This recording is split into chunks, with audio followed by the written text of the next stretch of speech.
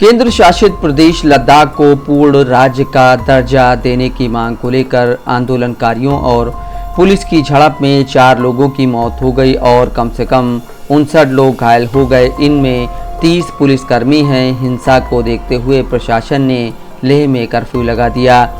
बुधवार को हिंसा के कारण पर्यावरण कार्यकर्ता सोनम वांगचुक ने लद्दाख को पूर्ण राज्य का दर्जा देने और छठी अनुसूची के विस्तार की मांग को लेकर अपनी 15 दिनों की भूख हड़ताल खत्म कर दी।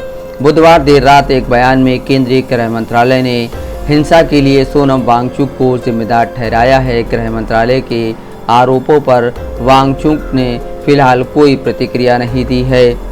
केंद्र सरकार ने एक बयान जारी कर कहा कि कुछ लोग पूर्ण राज्य और छठी अनुसूची के विस्तार पर लद्दाख के लोगों से हो रही बातचीत में प्रगति से खुश नहीं हैं और इसमें बाधा डाल रहे हैं। बुधवार की सुबह युवाओं के समूह ने आगजनी और तोड़फोड़ की। इसके बाद उन्होंने बीजेपी मुख्यालय को निशाना बनाया और कई गाड़ियों को जला दिया था। अधिकारियों ने समाचार एजेंसी पीटीआई को बताया कि हालात संभालने के लिए पूरे शहर में बड़ी संख्या में तैनात पुलिस और अर्धसैनिक बलों ने आंसू गैस के गोले दागे।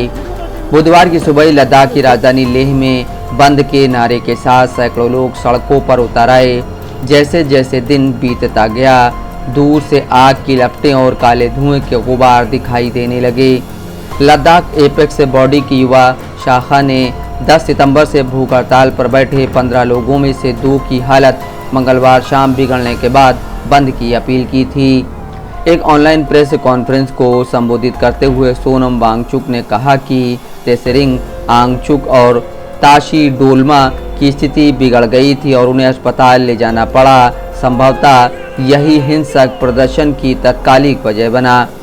हिंसा को देखते हुए सोनम वांगचुक ने अपनी भूख हड़ताल खत्म करने की घोषणा कर दी और युवाओं से तोड़फोड़ न करने की अपील की। उन्होंने कहा, युवा हिंसा बंद करें क्योंकि इससे सिर्फ हमारे आंदोलन को नुकसान पहुंचता है और स्थिति खराब होती है। दोस्तों, आज हमारे अनशन के 15वें दिन ये बताते हुए बहुत दुख हो रहा है कि आज लेह शहर में कुछ बड़े पैमाने पर हिंसा और तोड़फोड़ होने लगी। कई कार्यालयों को तोड़ा गया, आग लगा दी गई और गाड़ियों को पुलिस के आग लगा दी गई।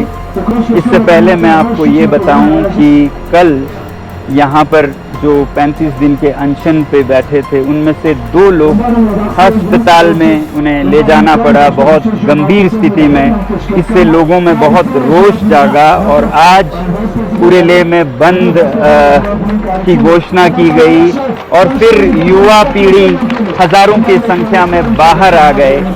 कुछ लोग सोचते हैं कि ये हमारे समर्थक थे। मैं कहूँगा हमारे समर्थक से ज़्यादा, हालांकि समर्थक पूरा लद्दाख है इस मुद्दे पर लद्दाख के, मगर ये युवा पीढ़ी का बड़ा था, एक तरह का जेन ज़ी रेवोल्यूशन जो कि उनको सड़कों पे लाया। 5 सालों से वो बेरोजगार हैं। एक के बाद एक बहाने करके उन्हें नौकरियों से बाहर रखा जा रहा है और फिर लद्दाख को संरक्षण नहीं दे रहे हैं। मैं हमेशा बोलता आया हूँ कि ये नुस्खा है समाज में अनरेस्ट का, सोशल अनरेस्ट का, कि आप बिना काम काज के युवा को रखें और उनके जो लोकतांत्रिक अधिकार हैं उनको भी छीन लें ना। आज यहाँ पर कोई लोकतंत्र का मंच नहीं है और 6वां शेड्यूल जिसकी घोषणा की थी, वचन दिया था, वो भी नहीं माना गया। फिलहाल मैं इनमें नहीं जाना चाहूँगा। मैं अपील करता हूँ लद्दाख के युवा पीढ़ी से कि वो जो भी हो इस रास्ते पर न चलें, हिंसा के रास्ते पर। ये मेरे 5 साल के कोशिशों को नाकाम कर देता है। अगर हम इतने सालों से अनशन कर रहे हैं, शांति से पदयात्रा कर रहे हैं और फिर अंत में अगर हिंसा कर बैठे तो ये हमारा रास्ता नहीं है। इसलिए मैं फिर युवा पीढ़ी से हाथ जोड़कर विनती करता हूं कि हम शांति के ही रास्ते से सरकार को कहें, और सरकार भी मैं चाहता हूं कि शांति के संदेश को सुने। जब वो शांति को अनसुनी कर दें, 1 बार अनशन, 2 बार अनशन, 5 बार तक अनशन करे, कोई लेह से दिल्ली तक पैदल चले आए शांति से, और उसका भी कोई अनसुना कर दे, तो फिर इस तरह के हालात आते हैं। इस समय मैं सरकार से कहूँगा कि वो संवेदनशील हो लद्दाख के बारे में, और युवा पीढ़ी से कहूँगा कि वो शांति के रास्ते पे चले। मैं पूरे देश से ये बताना चाहता हूँ कि ये रास्ता मेरा दिखाया हुआ नहीं है, ये उनके बड़ास का एक परिणाम है, मगर ये बड़ास निकालने का समय नहीं है। शांति से, ठंडे दिमाग से सरकार के साथ वार्तालाप करने का समय है। आज बस इतना ही, अभी बस इतना ही।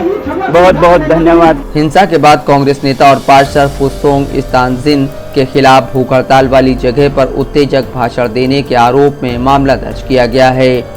बीजेपी ने आरोप लगाया कि हिंसा कांग्रेस की एक नापाक साजिश का हिस्सा है, जिसके जरिए वह देश में बांग्लादेश, नेपाल और फिलीपींस जैसी स्थिति पैदा करना चाहती है।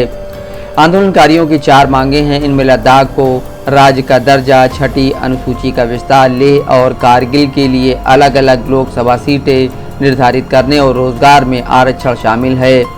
संविधान की 6ठी अनुसूची में त्रिपुरा, मेघालय, मिजोरम और असम की जनजातीय आबादी वाले इलाके शामिल हैं। इसके तहत इन राज्यों की सरकार राष्ट्रपति और राज्यपाल की शक्तियों, स्थानीय निकायों का स्वरूप, वैकल्पिक न्यायिक व्यवस्थाएं और स्वायत्त परिषदों के जरिए वित्तीय अधिकार जैसे विशेष प्रावधान हैं। केंद्र सरकार ने एक प्रेस बयान जारी कर कहा है, सोनम वांगचुक ने लद्दाख के लिए 6ठी अनुसूची और राज्य का दर्जा देने की मांग को लेकर भूख हड़ताल शुरू की थी। ये सबको पता है कि भारत सरकार इन्हीं मुद्दों पर एपेक्स बॉडी लेह और कारगिल डेमोक्रेटिक अलायंस के साथ सक्रिय बातचीत करती रही है। उनके साथ high power committee, sub committee के औपचारिक चैनलों के और नेताओं के जरिए बातचीत हुई है। उसके उल्लेखनीय नतीजे सामने आए हैं। बयान में आगे कहा गया है, लद्दाख की अनुसूचित जनजातियों के लिए आरक्षण 45% से बढ़ाकर 84% कर दिया गया है। वहीं परिषदों में महिलाओं के लिए 1/3 सीटें रिजर्व रखी गई हैं। भोटी और परगी को आधिकारिक भाषाओं का दर्जा दिया गया। इसी प्रक्रिया के तहत 1800 पदों पर भर्ती की प्रक्रिया भी शुरू की गई है। हाई पावर कमेटी की बैठक अब 6 अक्टूबर की जगह 25 और 26 सितंबर करने पर विचार किया जा रहा है। लेकिन राजनीतिक स्वार्थ से प्रेरित कुछ लोग इस प्रगति से संतुष्ट नहीं हैं और वे बातचीत की प्रक्रिया को नुकसान पहुंचाना चाहते हैं। इस प्रेस बयान में सोनम वांगचुक पर आरोप लगाते हुए कहा गया है, जिन मांगों को लेकर वांगचुक भूख हड़ताल पर बैठे थे, वे मांगे भी हाई पावर कमेटी में चर्चा का अभिन्न हिस्सा हैं। लेकिन कई नेताओं की ओर से भूख हड़ताल खत्म करने की अपील के बावजूद उन्होंने इसे जारी रखा और लोगों को गुमराह करते रहे। उन्होंने भड़काऊ तरीके से अरब स्प्रिंग जैसे आंदोलनों का जिक्र किया और नेपाल में हुए जेनजी प्रदर्शनों का हवाला दिया। प्रेस बयान में कहा गया है, 24 सितंबर को सुबह लगभग 11:30 बजे वांगचुक के भड़काऊ भाषणों से उत्तेजित भीड़ ने भूख हड़ताल स्थल से निकलकर एक राजनीतिक दल के दफ्तर और CEC लेह के सरकारी दफ्तरों पर हमला कर दिया। भीड़ ने इन दफ्तरों में आग लगा दी, सुरक्षा कर्मियों पर हमला किया और एक पुलिस वाहन को भी जला दिया। Mohammad Asim Siddiqui, Dastak live news.